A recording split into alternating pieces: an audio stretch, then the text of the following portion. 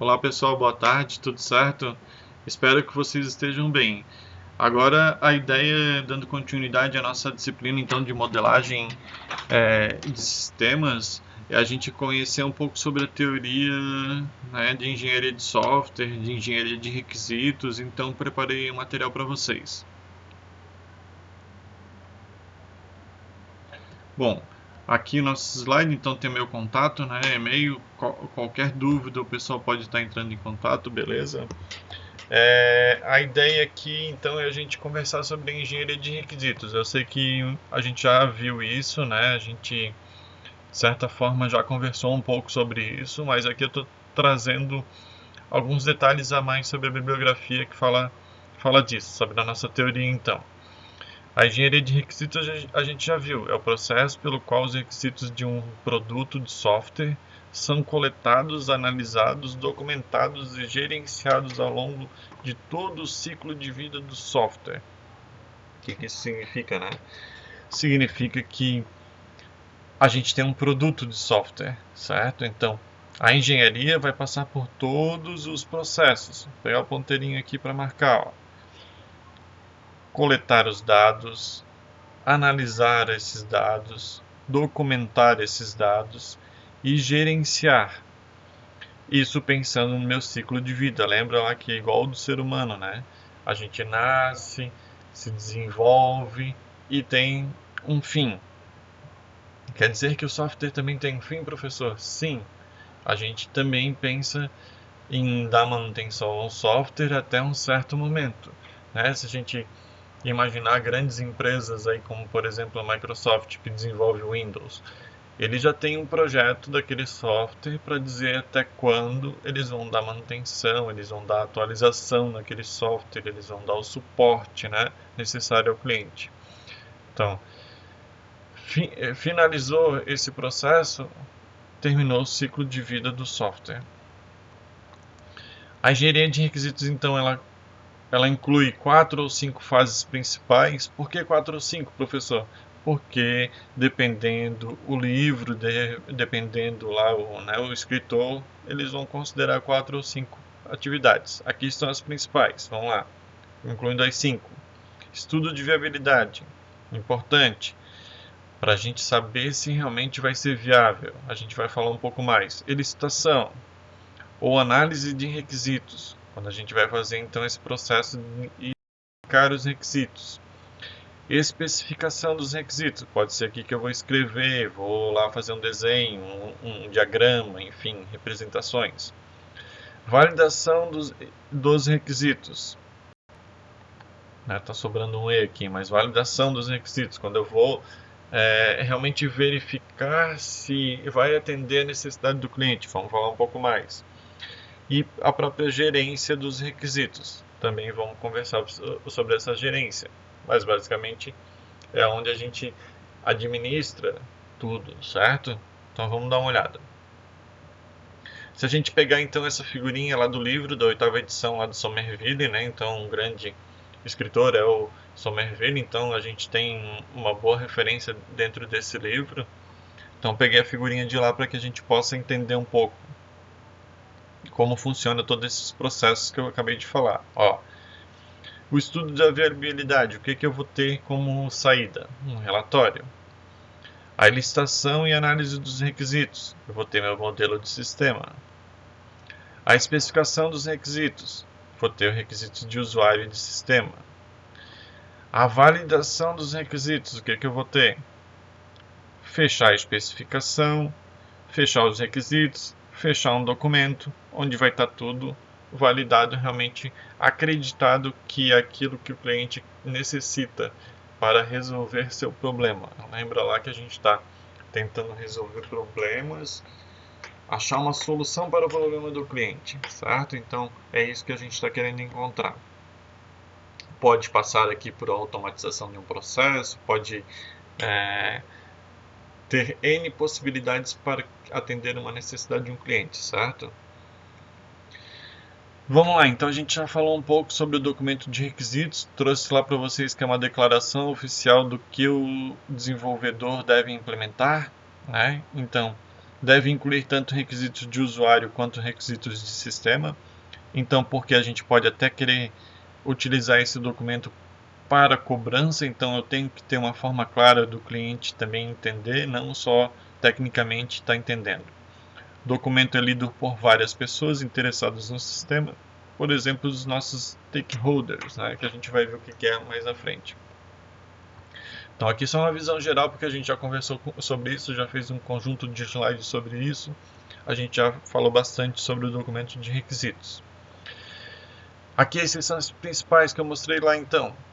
Prefácio e glossário, introdução, requisitos de usuário, arquitetura do sistema, requisito de sistema, modelo de sistema e alguns itens até adicionais, evolução, apêndice, índice. Pode ser um documento como se a gente escrevesse em uma norma BNT. Tem um padrão? Não, não tem um padrão. Cada empresa pode trabalhar dentro de um padrão deles, certo? Aqui a gente está dando uma referência do que tem de mínimo, o que tem de necessário. Se a gente, mas daí o senhor já me passou um documento lá com alguns itens. Sim, porque eu, no meu contexto, achei interessante botar aquilo, certo? Aquele própria apresentação que eu mostrei antes, pode ter outros itens também que lá são mais importantes naquele contexto, certo? Mas é um mínimo, se a gente fechar, a gente vai encontrar esse mínimo. Os stakeholders que eu falei que a gente ia comentar. Pessoas que têm influência direta ou indireta sobre os requisitos, quer dizer, não só sobre o requisito, né, mas sobre o sistema em si, né, quem é interessado em quem é a parte que vai pagar, quem é o patrocinador, né, pode ser um stakeholder, certo? É uma palavra que vem do inglês, mas que nos ajuda a entender essas pessoas que têm essa influência direta ou indireta sobre o sistema, certo? Pode até ser aqui, por exemplo, que eu botei clientes e usuários, gerente de projeto, analista de sistema, engenheiro, mantenedor.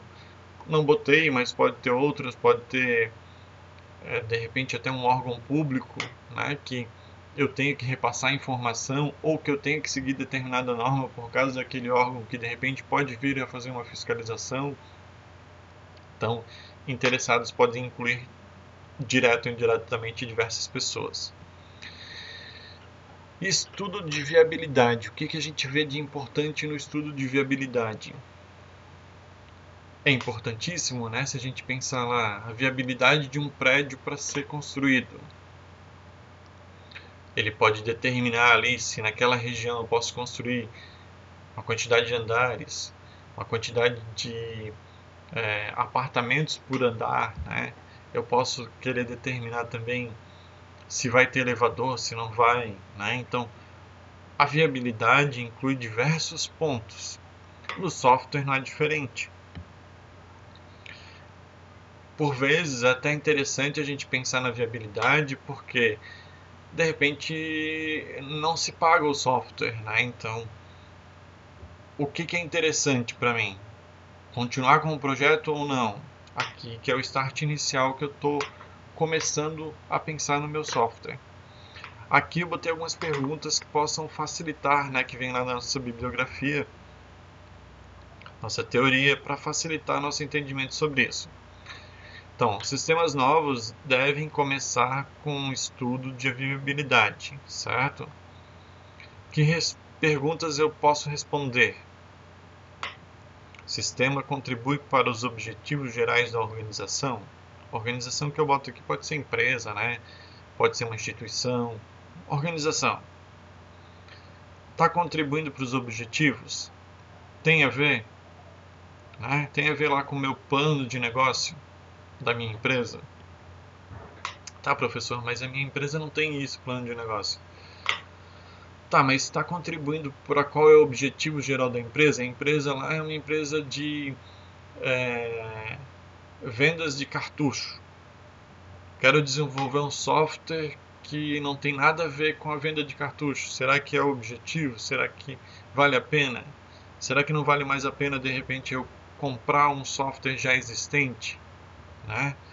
Então, é nesse sentido que a gente tem que pensar. Dadas as restrições tecnológicas, organizacionais, econômicas, políticas, ambientais, recursos disponíveis e temporais associadas ao projeto, será que o sistema pode ser implementado? Então, nós estamos passando por uma pandemia, certo? Pode ser que aqui tenha algumas restrições econômicas, políticas, que se torne inviável nesse momento pensar naquele projeto, certo? Alguma restrição de recurso, no sentido de eu ter mão de obra para isso ou não. Então, eu posso pensar nisso também.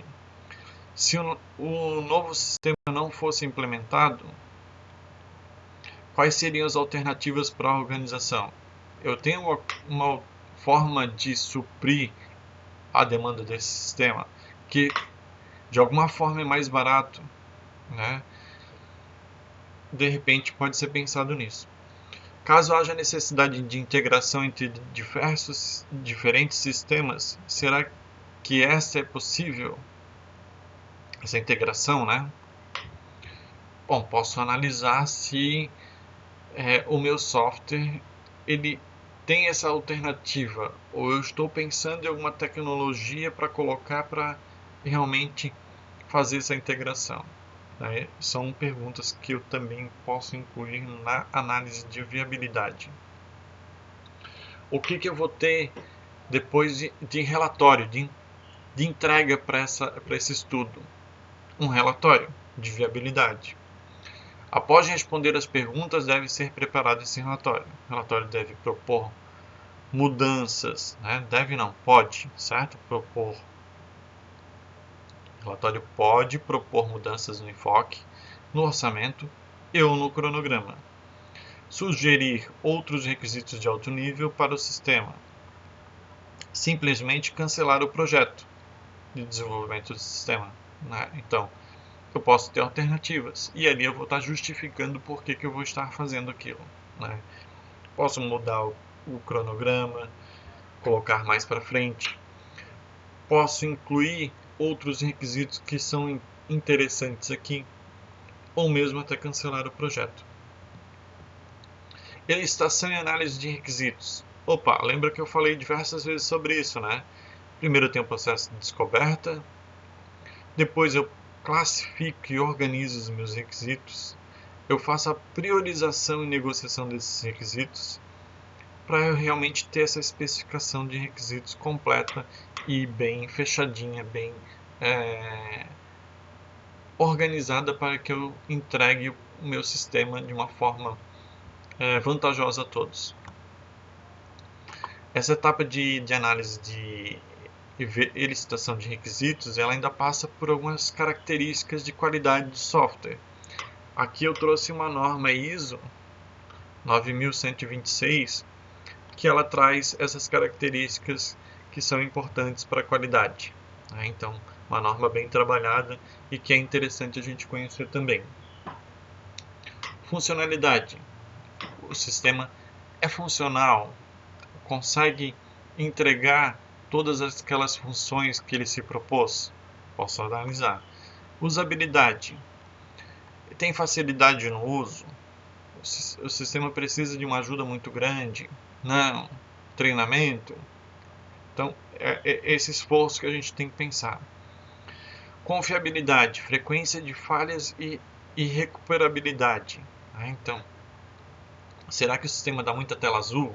Se a gente pensar lá no Windows. Eficiência, se ele tem um bom desempenho. Eu tiro um relatório em quanto tempo? Eu consigo cadastrar um cliente em quanto tempo? Manutenabilidade, esforço necessário para modificar. Quer dizer, na minha etapa de manutenção, eu consigo me organizar para implementar uma nova função de uma forma fácil? Posso pensar nisso. Portabilidade, capacidade de transferir o produto para outros ambientes. Estou agora rodando ele num Windows, servidor Windows. Agora eu quero mudar para um servidor Linux.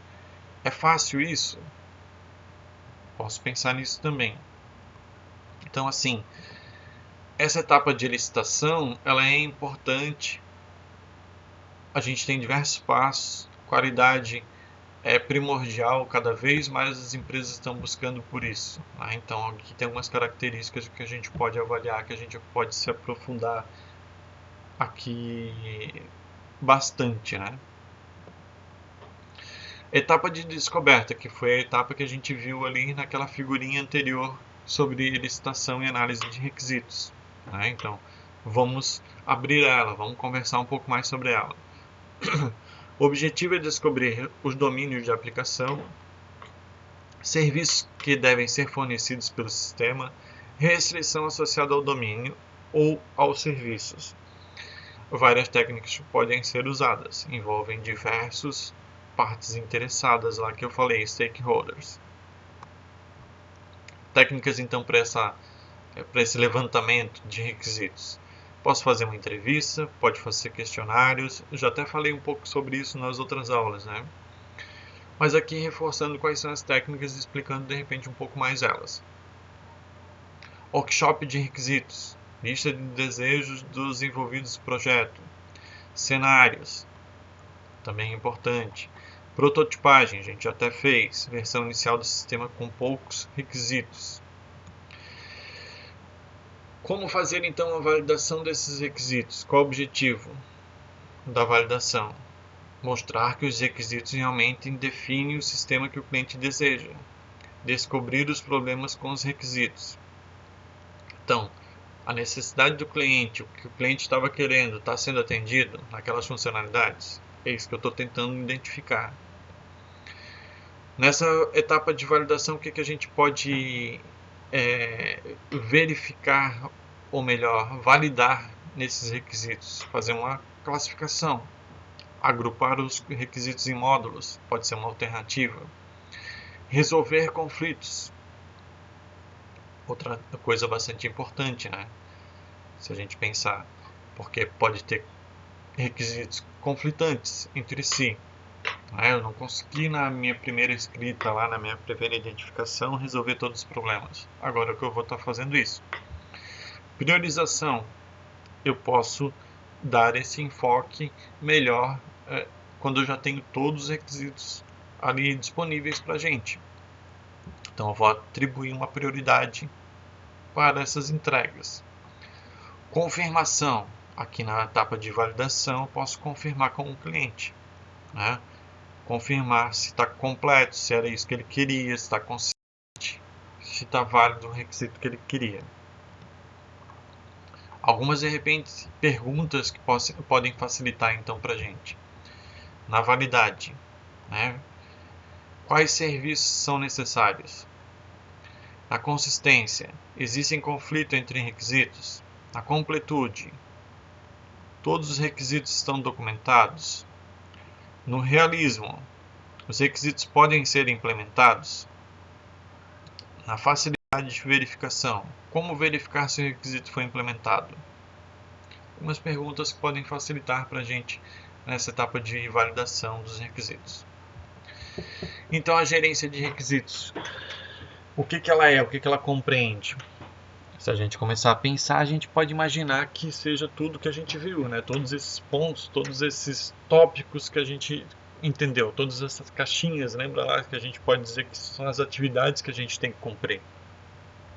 Então a gente pensa aqui, ó, mudanças nos requisitos ocorrem durante todo o processo de software, desde o levantamento de requisitos até a operação do sistema em produção.